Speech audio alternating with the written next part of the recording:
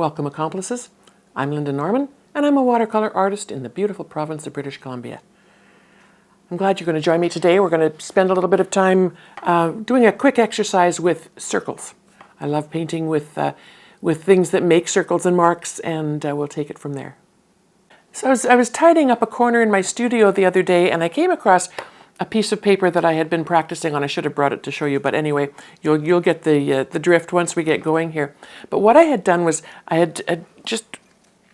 had finished a little snack in my studio, and I cleaned the bowl out, and I thought, how can I use that to make shapes? A lot of times when we're trying to create something, it's especially for me, making a circle is almost impossible freehand. So I like to have a little help sometimes. So I grabbed the bowl, and let me just find my nice little, I think I'll use my Lebens and Goat Hair 1.5-inch synthetic brush. My favorite, as you know, if you've been following along. And I'm just going to give it a good wet. I have sprayed my paint in my palette once, but I'm going to do it again. This is, I've set up this little palette specifically with some granulating colors. And these are Daniel Smith Lunar series. So I've got Lunar Black, Lunar Blue, Lunar Violet, Lunar Red Earth, and then I've jumped over to the other series that he has that has beautiful granulation, and the name of the series escapes me at the moment. But there's a tiger's eye and a serpentine. And then I put a little bit of white in there because sometimes this one's called Chinese white. There's a titanium white, I think, as well. And also P.H. Martin's bleed proof white is an option. I find that sometimes makes things a bit murky, but when you're using granulating paints, I found that sometimes adding a drop of nice crisp white sometimes just enhances that granulation look. So we're going to combine a little bit of granulation, hopefully, and some circles. And I did this once for a Christmas greeting card, and it came out quite nice, I thought. So paints are wet and juicy. And you know, I think with this one, I'm going to just wet the surface of that paper a little bit, because my idea is to get the paint in the shape of a circle, but allow it to move out as it will on its own from there through the water. So our paints kind of work like I do. Taking the path of least resistance is sometimes the best way to go. So I'm going to put quite a bit of water on this page. This is a Baohong block. So it's glued on all sides. There's a little opening that you can slip a little knife into and pull it off once it's dry. But this is, Baohong has several series of papers, and this is available online. It's called Academy Watercolor Paper Pad, and it is 100% cotton, of course, acid-free. That's usually what I want to use. I'm just going to see, and it does say Baohong, so it is a Baohong brand.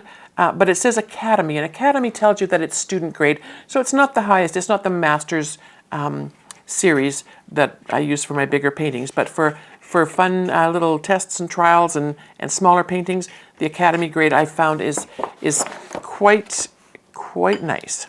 So I've given it a good wet, and I'm just going to let that sit for a few moments. You know, in hindsight, I could have left a part of it not wet. That would, you know, change how the water, or how the lack of water makes the paint move or not. So I'm going to go into my paints in a second, but what I want to do is I want to create a circle and use that circle as a bit of a framework for what I'm going to paint inside. So I've got lots of colors to choose from here. I will try the Lunar Black, I think, and I'm just going to lay that on to the edge of my circle here. I'm not going to be too precious about it. If I miss a spot, that's okay. I want to be fairly quick because I don't want it to dry. But you can probably tell, I'm dripping here. This is thick. It's not going to fall off, drip off. I'm not adding extra water to my page at this point. I'm just getting that pigment really wet enough so that it sticks to my circle here. And, oh, and you know what? In hindsight, we could have added more colors than once. I'm just going to go into my Lunar Violet and just on one side here, add a little bit of the Lunar Violet to that black, and we'll see what happens. And if I've got a thought in mind, which sometimes happens, not always, now that I put the Lunar Violet on, that might be interesting for a sort of a sky. And so if I want a sky and then maybe on one side something that looks more like a landfall of some sort, we'll try Lunar Red Earth on the bottom and see what happens. Now, I just got a little sloppy there, so I'm just going to pull those little light dots off. All right, paper's damp.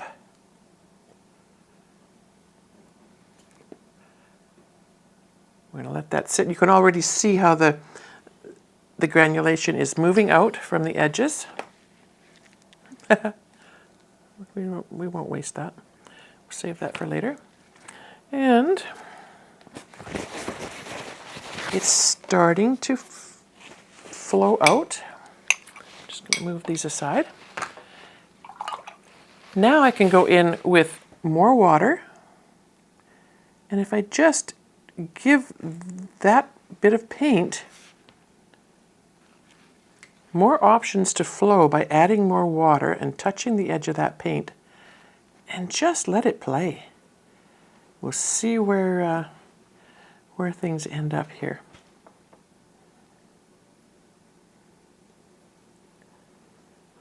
Some of these, I'm just going to add a bit more paint and let it flow. And we'll encourage that to come across. In the ones, oh, look at that beautiful bloom happening there. Isn't that amazing? The page is buckled a tiny bit, so it's allowing that to fall through there. I really love that. And, you know, I think that, I'm just going to go back in with some water and give that another bit over here to let that happen again, if it will. Now that this is happening, I'm almost seeing that maybe this could be, I don't know, maybe I'll turn that into the roots of trees and have, or a tree and have it, you know, sort of branch out into that circle. We shall see. Taking a bit more of the Lunar Black, and I'm just going to touch it in there as well to see if it will flow out there. That's kind of what I'm liking. And so it's moving down on the page, and I can tip that and tilt it slightly. I'm kind of happy with that. I think it's pretty cool. You know, it's for me so much fun to just sit and allow the paint and the water to create. And I'm just often just a witness, an encourager, just to make some of these things continue to move. And, you know, sometimes my ideas work with them, and other times the paint has other ideas. So we'll just see how, pardon me, how that goes. I do like to see some unevenness and some balance of contrast and colors and things. So I'm just going to encourage a little more pigment into these areas. And I'm just bringing this one up. We'll see where that goes. I still have this vision of kind of a spooky, maybe this is for Halloween, we're a few months in advance, but that's kind of where this is heading for me because of the colors that I chose. You know, if we were to do something else in maybe the serpentine and the, oh, that would be pretty. Serpentine and the Lunar Violet might be quite a beautiful thing to do. So we've got quite a bit of wetness here because the paper, even though it's on a block, because it did buckle, I'm seeing that we're going to have more than the water and the pigment at play here. We've got the paper sort of dictating a little bit of what's happening. So I'm just going to dab out just a little bit of that moisture in the middle because I kind of want to, I think I kind of want to do something more specific. So I'm just going to clear some of that out. And I wouldn't have minded if this part over here had been a little more flowing and loose. I'm going to see if we can encourage some of that to be just, I think what appeals to me is the unevenness of it. So I'm going to maybe help that along a little bit. All right. And if I carry on with the theme of, now that I'm thinking a tree with roots, I'm just going to add a few more opportunities for this paint to, the lunar black to flow down a tiny bit. And then, very, very thick still on my brush. Very fine point on the brush, of course, so that helps. And if we just allow the brush to wiggle along and make its branches, we will see where this takes us.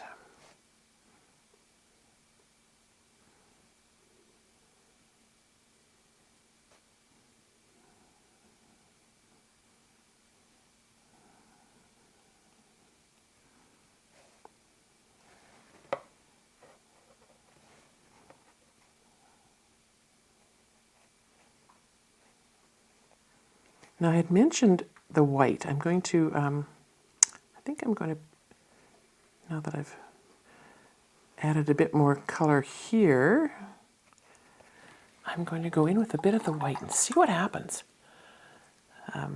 This is an exploration for me as well. I really do love how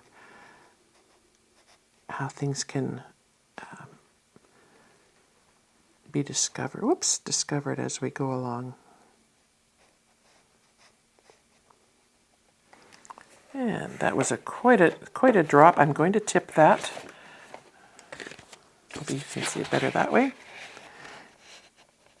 And as I was mentioning before, the white does give you another dimension, of course, to that granulation.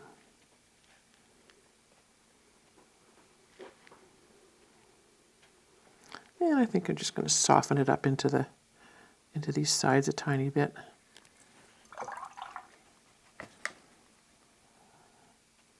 Just with the side of my brush. And maybe we'll just, I don't have a lot of that lunar red earth in there. I don't think it needs a lot, but I will just to see what will happen, I'm going to add a tiny bit of that to the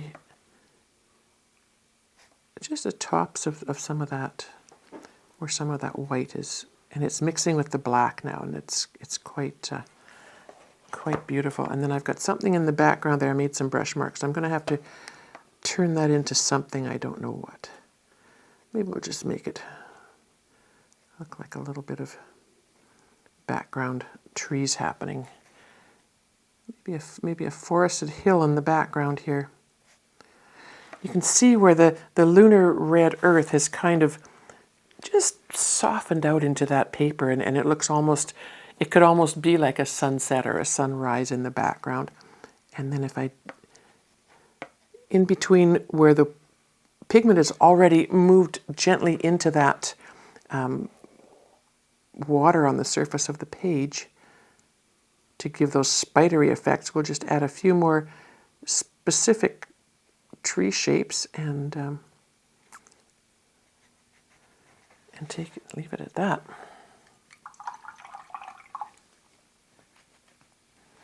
Now you can see where I went in a little bit too soon, perhaps when it was still a bit dampish here.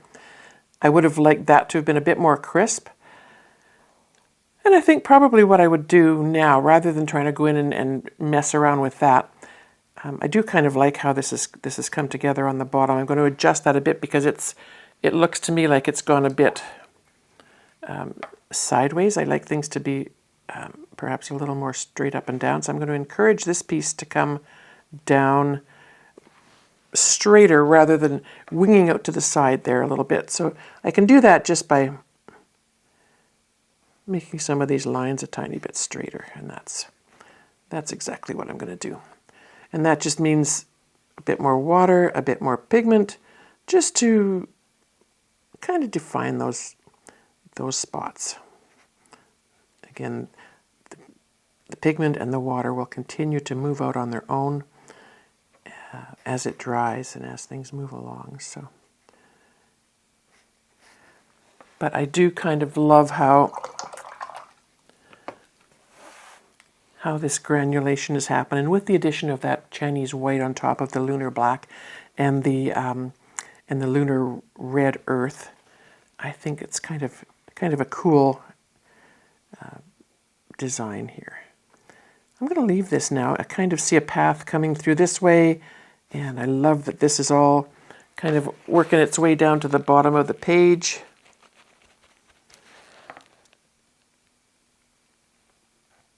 I don't normally try to get quite as close to the bottom of the page. Had I taped it off, it would have been a better idea, I'm sure.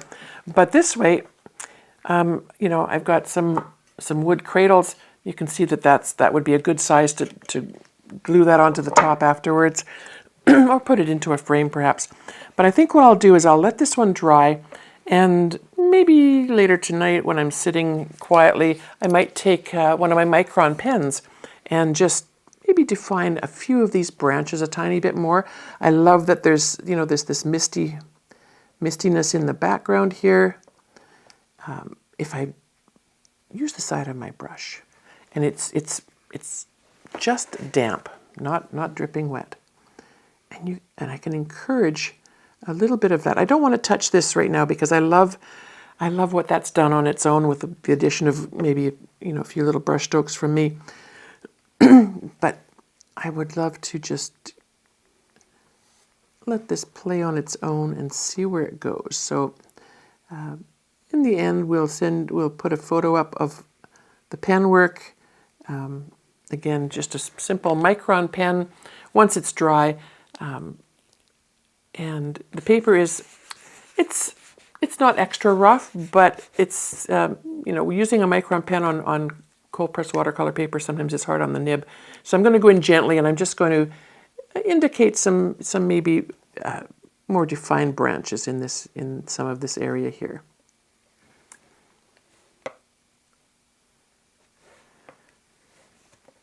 This is, yeah, such a great exercise. If you've got granulating paints, many brands have granulation in their paints.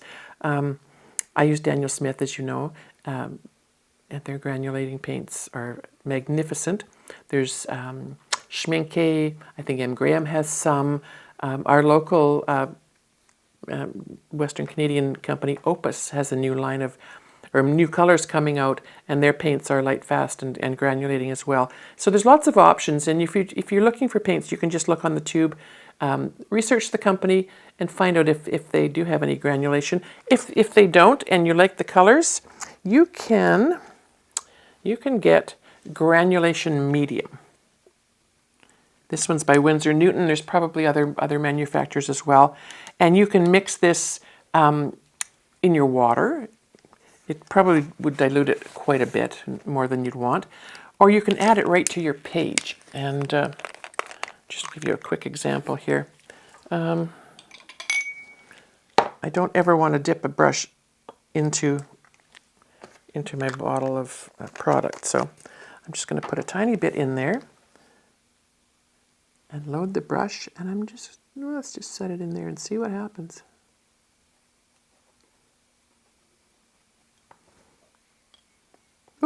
We drop that one right on there. And we'll set some on this side. I'm going to have to tip this up again because I don't think it's going to move much if I don't. But let's just see. Let's see where that drop went. It went right there. So that already had a lot of granulation. So if we just tip it and let it flow. Oh yeah, you can see here where it is taking those bits of pigment and really quite nicely moving them down. I'm just pushing the pigment into that granulation medium a tiny bit. you know, I'm always here to encourage. I found it doesn't always work to my advantage if I get too heavy-handed. So yeah, patience and encouragement with those pigments. And that other fluid has moved right down, which has kind of enhanced that main flow there. So I can see here where the granulating fluid has actually pushed most of the pigment away, so I've got a bit of a light spot. But I kind of like that. It's dark, it's moody, but it's been fun. And I'm excited now to try the other colors. So in a future video, maybe we'll explore something with the serpentine and maybe the, like I said, maybe the lunar violet or maybe even the lunar blue. And we'll see where it goes from there. But this was just a quick exercise. I had a lot of fun with it. I learned a lot. I learned, you know, how that granulation really works on this type of paper. I have dozens of kinds of papers, so it's always good to experiment on something small and see how things go. It would be interesting to try this on a larger surface. I might do that one day. But it's been a lot of fun. Thanks for joining me today, accomplices. I really had fun with this. I hope you try it. Let me know if you do. Leave a little note in the comments. I'd love to see or hear about how you've explored some of the pigments in your palette. If you like what you've seen, I invite you to subscribe to my channel or visit my website, bandrystudio.com, or hang around and hop on over to the members area.